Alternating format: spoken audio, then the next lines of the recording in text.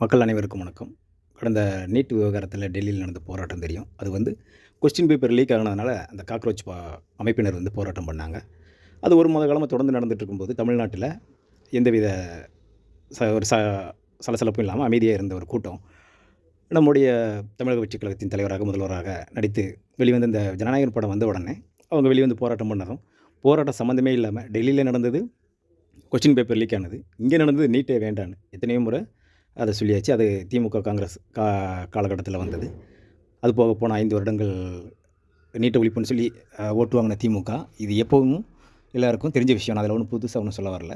அந்த நேரமும் இந்த மாரி போராட்டங்கள் எதுவும் பெருசா முன்னெடுக்கல.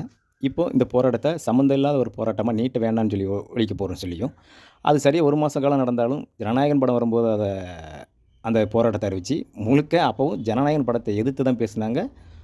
உங்களுக்கு தெரியும். இத தொடங்கி வச்ச திமுக. நேரடியா வராம, மறைமுகமா அவங்களோட அடிமைகள் இருக்கும்ல. பட்டியல் இனத்தில ஒரு வியாபாரி இருப்பான். மாரி செல்வராஜ், பா. ரஞ்சித் இவங்களே இப்போ எக்ஸ்போஸ் ஆகுறாங்க. அப்புறம் இஸ்லாமியத்தில வந்து அதில அடிமைகள் இருப்பாங்க. அது தடா ரஹீமே சொல்லியிருக்காரு. எங்க ஆட்கள் சில பேர் வந்து ஹவாலா பணமும், அந்த ஸ்மக்லிங் பண்ணுற ஒரு கூட்டம் அங்க இருக்குது அப்படின்ட்டு தடா ரஹீமே ஒரு பேட்டியில சொல்லியிருப்பாரு. அதில உள்ள வந்து அந்த அமீருங்கிற வந்து ஜாஃபர் சாதிக் உங்களுக்கு தெரியும். போதைப்பொருள். அதாவது இளைஞர் சமுதாயத்தை கெட்டு குட்டிச்சவரை நாசமா போனாலும் பரவாயில்லன்னு. இன்னமும் வேற துப்பாக்கி கடத்தல் வேற எதுவும் தீவிரவாதி கூட தொடர்பு வச்சிருக்காங்கன்னு தெரியல. அந்த விசாரணை நடத்தணும். அந்த வழக்குல விடவே கூடாது. அத அதோட தொடர்பு வச்சுக்கிட்டு இந்த அமீர் இவங்கலாம் அந்த கடவுள பத்தி தான் பேசிட்டு இருப்பானுங்க. ஏன்னா அந்த ஒரு படம் எடுத்தான். ஜாஃபர் சதீக் ப்ரொடியூஸ் பண்ணி இறைவன் மிகப்பெரியன்னு சொல்லி அமீர் எடுத்தான். இவங்களுக்குலாம் நம்மளால மரியாதை கொடுக்க முடியாது. ரொம்ப நாட்ட சீரழிச்சு நாசமாக்கக்கூடிய இந்த நாய்களுக்கு வந்து எப்படி நம்ம மரியாதை கொடுக்க முடியும் சொல்லுங்க? இறைவன் மிகப்பெரியவன் அப்படிங்கிற ஒரு படத்த தொடங்கியிருந்தது பார்த்தோம். எல்லாமே அந்த மதம் சாதிக்கு பின்னால போய் ஒளிஞ்சுக்கிருவாங்க. எல்லா இயக்கத்தினத்தையும் பண்ணி, அப்பாவி மக்கள் வந்து அதுக்கு பலிகடாவாங்க. அது போக அவங்க முன்னால படம் மாரி நின்னுக்கிட்டு, இவங்க பின்னால நின்னுக்கிட்டு, புலிவிருதி என் மேல படுத்துக்கோங்க அப்படிங்கிற மாரி, இந்த மாரி நின்னுக்குருவாங்க. அப்போ அந்த அமீர், அப்புறம் அந்த ஒரு நடிகை ஒண்ணு, நீட்டு தேர்வுல வந்து நம்ம சுலபமா வெற்றி பெறணும்னா, வேலம்மாள் இன்ஸ்டிடியூட்ட பத்தி ஒரு விளம்பரம் அடிச்சுட்டு, திவ்யதர்ஷினியா, தேவதர்ஷினியோ அந்த ஒரு இது காசுக்காக எதையும் செய்வாள் பத்தினி அப்படின்னு தான் டைட்டில் போடணும். இந்த பக்கம் வந்து ஓவரா சீன போட்டு நீட் போராட்டத்தில அப்படி பேசிட்டு இருக்கு. இவர்கள் எல்லாருமே நாட்டிற்கே வெறும் கேடானவர்கள் இவங்க. அதனால இவர்களெல்லாம் நம்ம வந்து நிராகரிக்கணும். அவ்வளோதான் நம்ம சொல்ல முடியும் ஜனநாயக நாட்டில. அதுக்கு மேல அவர்கள எதுவும் செய்ய முடியல. கண்டிப்பா நிராகரிச்சு, நம்ம எப்படி நிராகரிக்கிறதுன்னா, எல்லா விதத்திலயுமே அவர்களுடைய நிகழ்வுகள், முக்கியமா திரைப்படம் சார்ந்து தானே வந்தாங்க.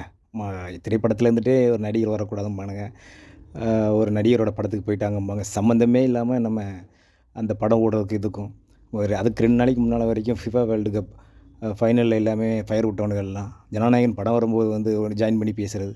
இது எல்லாமே என்னன்னு பார்த்தீங்கன்னா, தமிழக வெற்றிக் கழகத்தையும், அவர்களுடைய தொண்டர்களையும் கடுப்பேத்துற விஷயத்த பண்ணலாம் ஒழிஞ்சு, மக்கள்ட்ட ஒரு மயிரும் நெருங்க முடியாது. இவன் இந்த இந்த கூட்டத்திலே பார்த்துருப்பீங்க. திருநீதி வாங்கி திங்கிறவன், திங்கிறவா அந்த கூட்டம் ஒண்ணு இருக்கும். ஜென்ஸ் டிஎம்கே அந்த ஒரு அடிமை கூட்டம் ஒண்ணு இருக்கும். எதுவுமே பண்ண முடியாது. ஒன்லி ஒன் அந்த திருநெல்வேலி ஒரு அண்ணன் பேசுவார்ல, "நீங்க ட்ரோல் மெட்டீரியலான்னு தம்பி மக்கள்ட்ட நெருங்கவே முடியாதுன்னு." அதனால ரொம்ப மகிழ்ச்சி. அத அப்படியே பண்ணிட்டுருங்க. கொஞ்சம் ஹேட் ஆவாங்க நம்ம மக்கள். என்னை போன்றவர்கள்லாம் வந்து அத ரொம்ப பெருசளவுல எடுத்துக்கிறது கிடையாது. நான் அது போன்ற நபர்கள் படத்தெல்லாம் பார்க்குறதும் கிடையாது எப்பவுமே. இந்த பிரகாஷ் ராஜ் படத்த மட்டும் பார்த்ததுக்கு காரணம் என்னன்னா, அது நம்ம அண்ணன் படம் கடைசி படம் ஜனநாயகன்ங்கிறதுனால. இல்லைன்னா சத்யராஜ் படம், இந்த பரதேசிகள் படம், இந்த கேடுகெட்ட மனித சமூகத்துக்கு எதிரான ஜென்மங்கள் படம்லாம் நம்ம நிகழ்வுகளோ, எந்த வீடியோ காட்சி கூட நான் பார்க்க மாட்டேன். இத ஒண்ணு அடிப்படை வச்சு தான் உங்களுக்கு சொல்ல வந்தது. நீங்க எல்லோருமே ரொம்ப திடகாத்திரமா இருக்கணும். 1 மாசம் இருக்கிறீங்க, அதுக்கப்புறம் மறந்துடுறீங்க. பிரகாஷ் ராஜ், சத்யராஜ், பா. ரஞ்சித்து, வெற்றிமாறன், மாரி செல்வராஜுக்குலாம் நான் அவ்வளோ சப்போர்ட் பண்ணி, அவ்வளவு விவாதங்கள்லாம் பண்ணியிருக்கிறோம். ஒரு சமூக நீதிக்காக இன்று வரைக்கும் பாதிக்கப்பட்ட சமுதாயத்துக்கு தானே பண்றாங்க.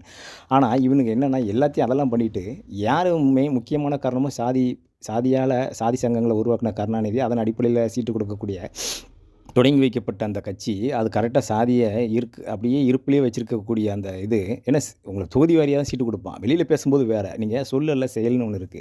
செயல்லாம் பார்த்தீங்கன்னா, சாதி வெறியின் அடிப்படையில தான் இருக்கும்.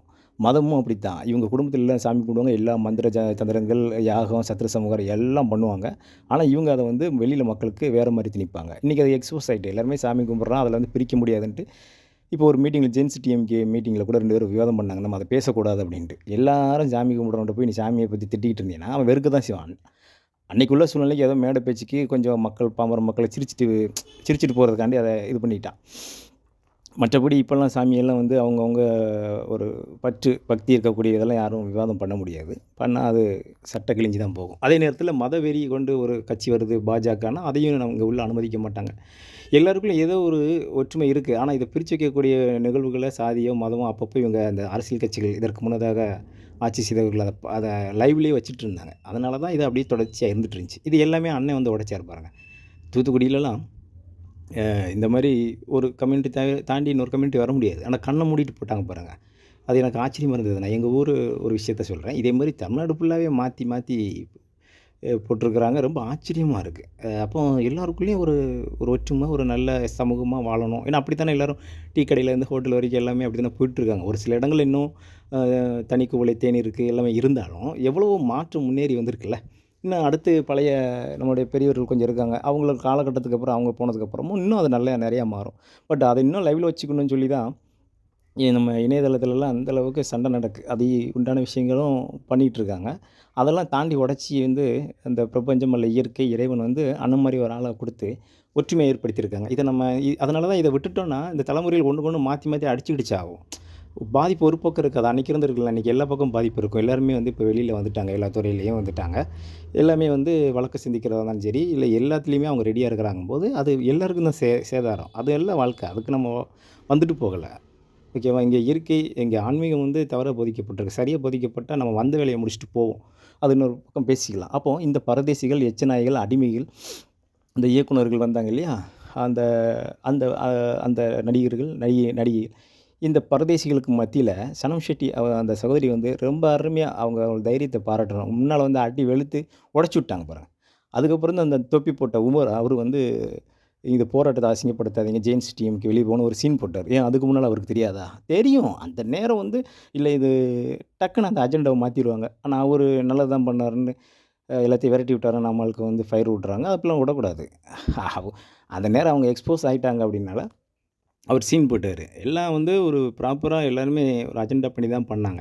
மாணவர்கள தாக்குனாங்க. எல்லாமே மொட்டக்கட்டையா பேசுவாங்க. மாணவர்கள் தாக்கப்படணும். அதன் அடிப்படையில பேசணும். அப்ப என்ன பண்ணலாம் சார்? மாணவர்கள நீ முக்கியமான சாலையில போராட்டம் பண்ண சொல்லு. அப்புறப்படுத்தி தான் ஆகணும். அப்புறப்படுத்தும்போது தள்ளுமுள்ளு ஏற்பட தான் செய்யும். ஏதோ ஒண்ணு நடக்க தான் செய்யும். மாணவர்கள் மாணவர்களா இருக்கணும். இதே எஸ்ஆர்எம் ஹாஸ்டல்ல வந்து 1000 பேர் வந்து போதைப்பொருள் கடத்துனாங்கன்னு ரைடு பண்ணாங்க போன ஆட்சியில. மாணவர்கள் மாணவர்களா இருக்கணும். மாணவர்கள் கொலை பண்றவனும் நீங்க பார்த்துருப்பீங்க ஆசிரியர. கத்தி கொண்டு குத்துனது எல்லாமே நடந்த வரலாறு இருக்கு. அப்போ மாணவர்கள் மாணவர்களா போராட்டம் நடத்தினா, அதுக்கு உண்டான இடங்கள்ல வச்சு போராட்டம் நடத்தினா, யாரும் ஒண்ணும் பண்ண போறதில்ல. நீ இஷ்டத்துக்கு ரவுடி மாரி நடு ரோட்ல படுத்து கிடப்ப. மத்தவன்லாம் மத்த வேலைய பார்க்க வேண்டாமா? அப்போ அத நீ பண்ணு. அத உன்ன தூக்கிட்டு போம்போது கொஞ்சம் ரகடா பிஹேவ் பண்ணுவாங்க. அத வச்சு நாங்க பிக்கப் பண்ணிக்கிறோம். அப்போ மாணவர்கள நீங்க இப்படி பண்ணலாமா? பார்த்தீங்களா? இதெல்லாம் அன்னைக்கு ஒரு தினத்தந்தி, தினமலர் இருக்கும்போது ஹெட்லைன்ல வந்து மாணவர்களை அடித்தனர்ன்னு வரும். நம்ம மக்களும் அத அப்படியே கண்மூடித்தனமா பேசுவாங்க. இப்ப அப்படிலாம் இல்ல. சமூக ஊடகங்கள், வலைத்தளங்கள் இருக்கு. எங்க பண்ணாங்க? எதனால பண்ணாங்க? எதனால அவங்க அப்புறப்படுத்தப்பட்டாங்கன்னு எல்லாத்துக்கும் தெரியும். அதனால தான் சொல்றேன். நீங்க மறுபடியும் திமுக, பாஜக, அதிமுக இந்த 3ம் என்ன பண்ணாலுமே வந்து மக்களுக்கு இப்ப தெரிஞ்சிருது. அது அது போக இப்போ வேற ஒரு அரசியல் அண்ணன் வந்து ரொம்ப ஒண்ணொன்லயும் புதுசு புதுசா பண்றாரு. ஒரு பள்ளி மாணவர்களுக்கு இப்போ பாருங்க, தனியா ஒரு பேருந்து விட்டு, ஒண்ணுலயும் கவனம் செலுத்தி என்னெல்லாம் பண்ண முடியுமோ, இவ்வளோ கடன வாங்கி வச்சிருக்காங்க. அதுக்கு இடையில கடனையும் அடைக்கணும். தொழில் வளர்ச்சி ஏற்படுத்தி கடன அடைக்கணும். ஒரு பக்கம் மக்களுக்கும் செய்யணும். அ இவர்கள் இலவசம் குடுத்தே பழக்கிட்டாங்க. அதனால சில விஷயங்கள் அதுக்காண்டியே அறிக்கையில இலவசங்கள் குடுக்க வேண்டியதாகி போச்சு. ஏன்னா நம்ம போராட்ட களத்தில இறங்கும்போது, இலக்க நோக்கி பயணிக்கும்போது எது பிராக்டிகலோ அத பண்ண வேண்டியிருக்கு. இப்பவும் நம்ம ஆட்சிய தக்க வைக்கிறதுக்கு சில விஷயங்கள் சில யுத்திகள கையாளுறாங்க. ஆனா இந்த யுத்திகள் எல்லாமே நன்மையின் அடிப்படையில தான் இருக்கும். யாரும் இங்க வந்து தப்பு பண்ணிற முடியாது. அந்த யுத்திகள் உங்களுக்கு புரியும்னு நெனைக்கிறேன். வேறு கட்சியிலேருந்து வர்றவங்கள வந்து வச்சிருப்பாங்க இல்லையா? இணைச்சிருக்காங்க இல்லையா? அது. ஆனா அது வந்து யாரும் தப்பு பண்ணிற முடியாதுன்னு அவங்களுக்கு தெரியும். வந்தவங்க இப்ப மிரண்டு இருக்காங்க. அது சில செய்திகள்லாம் பார்த்தேன். கடம்பூர் ராஜு அவர்கள் வந்து யாரும் கட்சிக்கு வராதீங்க. இங்க ஒண்ணும் கிடைக்க போறதில்லன்னு. எந்த வியாபாரமும் இங்க பண்ணிட முடியாது. அதனால வந்து யாரு எந்த நோக்கத்துக்கு பண்றாங்கன்னு இருக்கு. மறைந்திருந்து தாக்குதல் அப்படிங்கிற மாரி யுத்திகள் இருக்கு இல்லையா? பின்வாங்கி தாக்குதல். அதுக்காக உபயோகப்படுத்துறது. இறுதி நோக்கம் வந்து அது மக்களுக்கு உண்டான நன்மையா இருக்கும். அது எல்லாருக்கும் தெரியும். அதனால நம்ம வந்து இன்னும் அடுத்த 10 வருஷம் ஆனந்தா அது எல்லாருக்குமே தெரியும். இந்த உள்ளாட்சி தேர்தல்ல வந்து மொத்த ஃபவுண்டேஷனும் நம்ம இறக்கிடுவாங்க. கண்டிப்பா நம்ம தேர்தலுக்கு தேர்தலுக்கு முன்பு கட்சி ஜெயிக்குமா, ஜெயிக்காதாங்கிற நிலைமையில களத்தில் நின்னவங்க. அவங்க தான் வாழ்க்கையை அர்ப்பணித்தவங்க. ஏன்னா நாளைக்கு தோத்தா கூட அத்தனை வழக்குகளை சந்திக்க வேண்டியிருக்கும். வாழ்க்கையே ரொம்ப மோசமாக இருக்கும். அவங்க தான் அடுத்தடுத்து உள்ளாட்சி தேர்தலில் நிற்கணுங்கிறது நம்ம கோரிக்கை. அதுக்கப்புறம் வெளி கட்சியிலேருந்து ஆதாயத்துக்கு வந்தவங்களாம் கொஞ்சம் பேர் விலகிறாங்க. கொஞ்சம் பேர் கட்சி பேரை உபயோகப்படுத்தி வெவ்வேறு வழியில் சம்பாத்தி பண்ணலாம்னு வச்சுக்கோங்க. அப்போது இந்த உள்ளாட்சி தேர்தலில் உள்ள ஒரு ஃபவுண்டேஷனை உடைக்கணும் அப்படின்னா திமுக வந்து சில இன்னும் சில நபர்களை உங்களுக்கு தெரியும்னு நினைக்கிறேன். அந்த பரதேசிகள்லாம் நான் சில பேரெல்லாம் சொல்ல மாட்டேன். அண்ணன மாரி. அவங்களாம் அந்தளவுக்கு ஒர்த்து கிடையாது. கெட்டவனா இருந்துருவான். நல்லவன மாரி இருக்கான் பாருங்க ஒரு கெட்டவன். அவன் தான் ரொம்ப மோசமானவன். அவனை தான் நம்ம வந்து அடியோடு அறுத்து எறியணும். அந்த இதில் திருநிதி அண்ணனை மாதிரியே பொம்பளை பிள்ளையை ஏமாற்றிட்டு திரிகிற ஒரு 2 தம்பிகள் கிடக்கானுங்க. இன்னும் 2, 3 பொம்பளை பிள்ளைகலாம் இருக்குது. அதுக்கெல்லாம் வந்து பணத்துக்காண்டி எனக்கு தெரியும். நம்ம அதில் பயணிச்சிருக்கோம்ல. அதனால் அந்த பரதேசிகள் அதுக்கெல்லாம் உள்ளாட்சியில் மொத்தமாக இதாயிரும். அடுத்த எலெக்ஷனில் எப்படியும் கூட்டணி போட்டு அவங்களே எக்ஸ்போஸ் ஆகிடுவாங்க. ஏன்னா இது காலம் தந்த தலைவன் அண்ணன் விஜய் அவர்கள். அந்த விதி வலியுதுன்னு சொல்லுவாங்க இல்லையா? அதனால் காலம் வந்து ஒருத்தனை பரிசாக கொடுத்துருக்கு. அதெல்லாம் வந்து இவங்க ஒன்றும் நிராகரிச்சிட முடியாது.